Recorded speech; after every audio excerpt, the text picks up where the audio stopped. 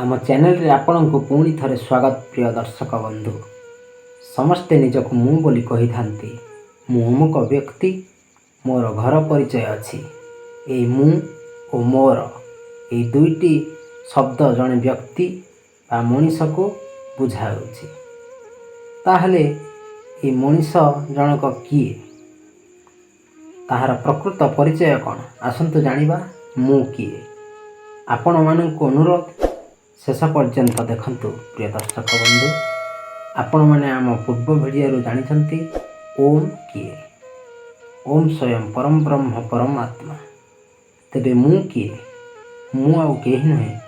मु हेउची सेई परमात्मांकर अंशरूपी आत्मा, अर्थात मु हेउची आत्मा। आत्मा एक चेतना शक्ति जहाकु मनीष शरीर रे जीव आत्मा रूप में अवस्थित। यही जीव आत्मा मनीष रूप में संसार रे जन्म निए, कर्म करे एवं कर्म अनुसार फल भोग करे।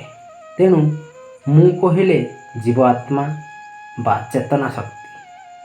शरीर रे मु बा आत्मा रहिबा हेतु मनीष निजको शरीर बोली भावे, किंतु आत्मा यही शरीर सहित जोग हेबारु ही मु रूप धारण करे। मु हेउची अहंकार प्रतीक। सेथिपाई मु शब्द को प्रकृत रे अहम बोली कहा जाए। तेणु मु शरीर नुहे किंबा मोर कौनसी घर परिचय न थाए। मोर एकमात्र परिचय से परमात्मांकर अंश। परम धाम ही तार निजस्व घर बा ठिकणा। तेणु मनीष जो मु अमुक व्यक्ति बोली परिचय दिए, ताहा केवल ए जन्मर शरीरगत परिचय।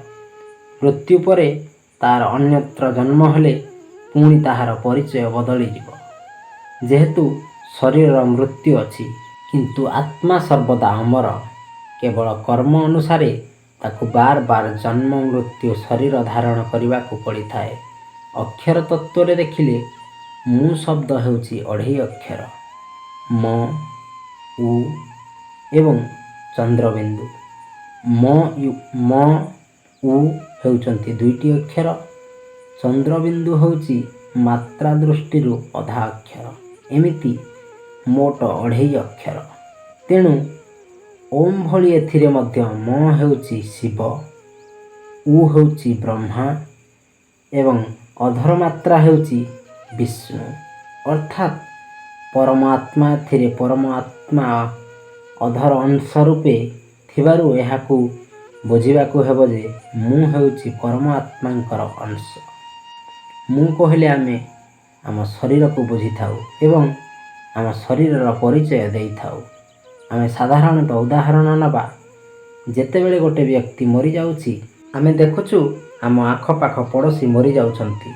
जेतेबेले तांको देहरु आत्मा छाड़ी चली जाए, सेतेबेले तांकर संतान संपत्ति माने तांको घेरी होई कांदुछंती जे आम बापा चली गले, आम बापा चली गले। बापा तो सेठी सोईछंती, जहाकू आमे बापा बोली कहूथिला से तो आम पाखरे सोईछंती। तांकर हाथ गोड़ अच्छी, पूरा देह तो सेमिति अच्छी। आमे कहू बापा चली गले, हेले किए चली गला? सेतेबेले आमे बुझी पारु जे एई शरीर हेउची आम बापा नुहे। बापा थिले तांकर आत्मा, जोटा कि मृत्यु समय रे आमे बुझी पारि थाउ। सेही व्यक्तिंकर आत्मा अल्प क्षण पई श्मशान चली जाती। गला बेले जो कुहा जाई थाए, राम नाम सत्य है, हरि नाम सत्य है, हरि नाम ही सत्य, राम नाम ही सत्य, ये सब अनित्य। ये शरीर दिने माटी रे मिसिब, आमे शरीर नुहे। तेणु मु किए? मु कहिले शरीर नुहे, मु हेउची आत्मा। भिडियोटी भल लगे लाइक करंतु, शेयर करंतु एवं सब्सक्राइब करी ऑल बेल आइकन को दबाई दियंतु।